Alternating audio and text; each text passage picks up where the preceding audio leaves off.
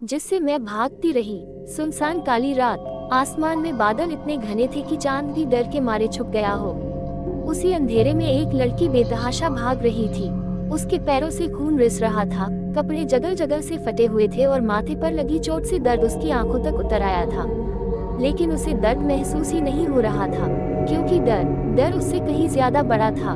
वह बार बार पीछे मुड़कर देखती, जैसे कोई हर कदम पर उसके और करीब आता जा रहा हो। उसकी सांसें टूट रही थी, दिल जोर जोर से धड़क रहा था। बस थोड़ा और, बस थोड़ा और, वह खुद से बुदबुदाई। अचानक अंधेरे में कुछ सामने आया। वह संभल नहीं पाए और जोर से टकरा गई। उसका शरीर जमीन पर गिर पड़ा। सब कुछ थम गया। कुछ सेकंड तक सिर्फ उसकी तेज सांसों की आवाज थी। डरते डरते उसने अपना चेहरा ऊपर उठाया और अगले ही पल उसकी आंखें फैल गईं। वही शख्स जिससे वो पिछले 6 महीनों से भाग रही थी, वो उसके सामने खड़ा था, बिल्कुल शांत, बिल्कुल स्थिर। उसकी आंखों में न गुस्सा था, न हैरानी, बस एक अजीब सी ठंडी गंभीरता। आप कहाँ जाओगी? उसकी आवाज धीमी थी, लेकिन दिल चीर देने वाली। लड़की के होंठ कांपने लगे। मैंने कुछ नहीं किया, मैंने बस सच देख लिया था, उसने रोते हुए कहा। उस शख्स की आंखों में एक पल के लिए कुछ नहीं था। 6 महीने पहले वो उसकी दुनिया हुआ करता था, उससे प्यार, उस पर भरोसा, सब कुछ। लेकिन एक रात उसने वो देख लिया जो उसे कभी नहीं देखना चाहिए था। उसकी जिंदगी का अंधेरा सच।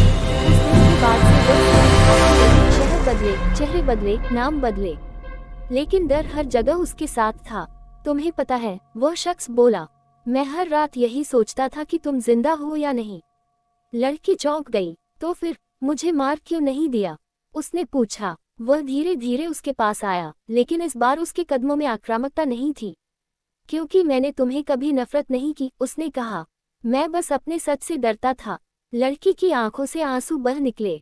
मैं भागती रही क्योंकि मुझे लगा तुम मुझे खत्म कर दोगे, उसने कहा। वह शख्स घुटनों के बल उसके सामने बैठ गया। और मैं ढूंढता रहा, क्योंकि तुम्हारे बिना मेरा डर भी अधूरा था। रात अब भी उतनी ही काली थी, लेकिन कुछ बदल चुका था। लड़की ने कांपते हाथों से उसका हाथ पकड़ लिया।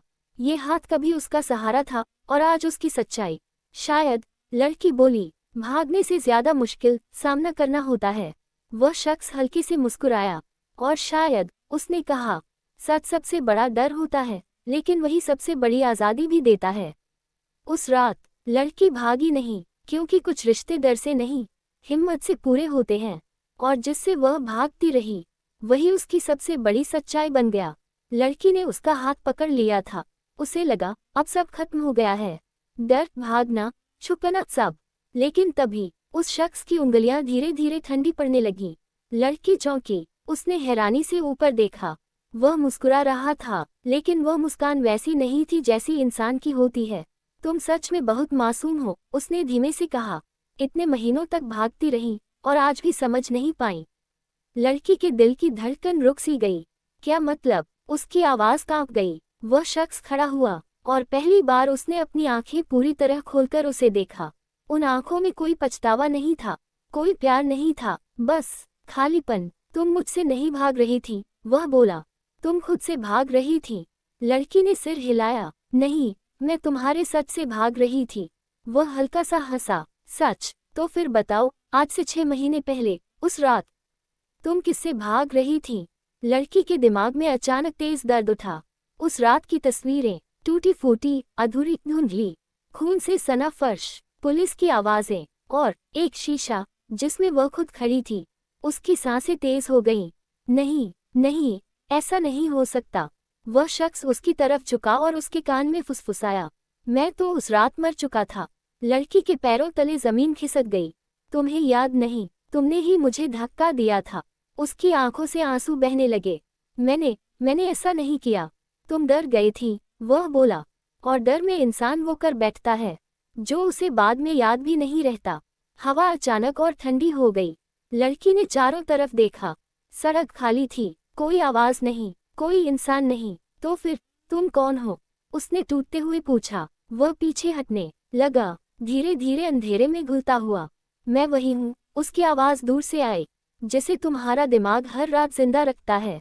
और अगले ही पल, वह गायब हो गया। लड़की अकेली खड़ी थी, उसी जगह, उसी अंधेरी सड़क पर। अचानक दूर से पुलिस की सायरन सुनाई दी। एक आवाज आए, मैडम आप ठीक हैं? आप यहाँ अकेली क्या कर रही हैं? लड़की ने धीरे से कहा, मैं किसी से भाग रही थी। पुलिस वाले ने हैरानी से कहा, लेकिन यहाँ तो कोई और था ही नहीं। लड़की ने कांपते हाथों से अपना सिर पकड़ा। अब उसे याद आ रहा था, वह 6 महीनों से किसी शख्स से नहीं, बल्कि अपने गुनाह से भाग रही थी, और जिससे वह भागती रही वह कभी बाहर था ही नहीं, वह उसके अंदर था। पुलिस की सायरन करीब आ चुकी थी। लड़की वही जमीन पर बैठी थी, दोनों हाथों से सिर पकड़े हुए। मैडम आप ठीक हैं? एक पुलिस वाले ने दोबारा पूछा। उसने धीरे से सिर उठाया। वो यही था, उसने कहा। आपने उसे देखा नहीं? पुलिस वाले ने चारों तरफ नजर दौड़ाई। खाली सड़क, सिर्फ अंधेरा और सन्नाटा। यहाँ कोई नहीं है, उसने कहा। लड़की के होंठ कांपने लगे। नहीं, वो चला नहीं गया, वो कभी जाता ही नहीं। 6 महीने पहले की वो रात सच आई। पुलिस स्टेशन की दीवारों से टिककर बैठी लड़की को सब याद आने लगा। झगड़ा, चीखें, और फिर वो धक्का। उसने मारा नहीं था, लेकिन उसने रोका भी नहीं। वो गिरा सीढ़ियों से नीचे, और फिर सब खामोश। उस रात उसने पुलिस को सच नहीं बताया। उसका दिमाग सच सह नहीं पाया। तो उसने एक कहानी बना ली कि वो जिंदा है, कि वो उसका पीछा कर रहा है, कि वो उससे भाग रही है। लेकिन डर की एक अजीब बात होती है, जब आप उसे जितना दबाते हो वो उतना ही जिंदा हो जाता है। मैडम, पुलिस वाले ने फाइल बंद करते हुए कहा, आपका केस क्लोज हो चुका है। उस आदमी की मौत एक एक्सीडेंट थी। लड़की ने उसकी तरफ देखा, धीरे से मुस्कुराए। आप गलत समझ रहे हो, उसने कहा। वो एक्सीडेंट नहीं था। पुलिस वाला चौंका। तो फिर? लड़की ने फुसफुसाते हुए कहा, वो आज भी होता है। अचानक कमरे की लाइट फ्लिकर हुई। पुलिस वाला पलटा, कौन है? और तभी शीशे में एक परछाई दिखी। लड़की के पीछे वही मुस्कान, वही ठंडी आंखें। देखा, लड़की ने आईने की तरफ देखते हुए कहा, मैंने कहा था वो यही है। पुलिस वाला पीछे मुड़ा, लेकिन वहां कोई नहीं था। जब तक वो दोबारा पलटता, लड़की भी गायब थी। सिर्फ मेज पर एक लाइन लिखी थी, कुछ गुनाह मरते नहीं, वो इंसान के साथ जीते हैं। अगले दिन की हेडलाइन, एक लड़की जिसने अपने अपराध से भागते भागते खुद को ही खो दिया। लेकिन सच्चाई, हर रात शाम के 5:17 पर उसी सड़क पर आज भी किसी के भागने की आवाज आती है।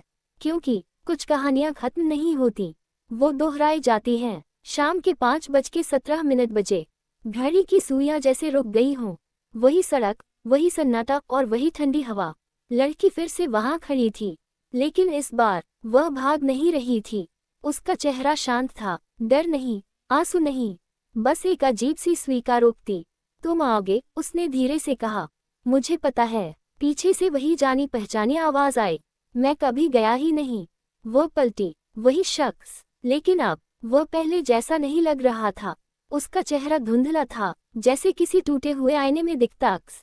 तुम मेरी कल्पना हो, लड़की बोली, या मेरी सजा? वह मुस्कुराया। मैं तुम्हारी याद हूँ, उसने कहा, और यादें मरती नहीं। लड़की ने आंखें बंद कर लीं। उस रात की पूरी सच्चाई अब साफ थी। उसने धक्का दिया था और फिर खामोश खड़ी रही थी। डर ने उसे रोका नहीं था, डर ने उसे जकड़ लिया था। मैंने खुद को माफ नहीं किया। लड़की की आवाज टूट गई। इसलिए तुम आज भी जिंदा हो। वह शख्स धीरे धीरे उसके करीब आया, लेकिन इस बार उसमें कोई धमकी नहीं थी। तो आज क्या करोगी, उसने पूछा। लड़की ने घड़ी की तरफ देखा। शाम के 5:17 अब शाम के 5:18 बनने वाला था।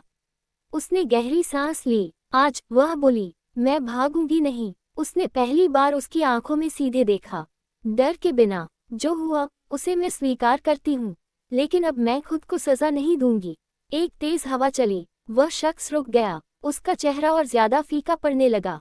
अगर तुम मुझे छोड़ दोगी, उसने धीमे से कहा, तो मैं खत्म हो जाऊंगा। लड़की की आंखों में आंसू थे, लेकिन कदम मजबूत थे। नहीं, उसने कहा, तुम याद बनकर रहोगे, जिंदगी बनकर नहीं। घड़ी ने शाम के 5:18 बजाया, और उसी पल वह शख्स हवा में घुल गया। कोई चीख नहीं, कोई निशान नहीं, बस सन्नाटा। कुछ दिन बाद लड़की ने खुद को पुलिस के सामने सरेंडर कर दिया।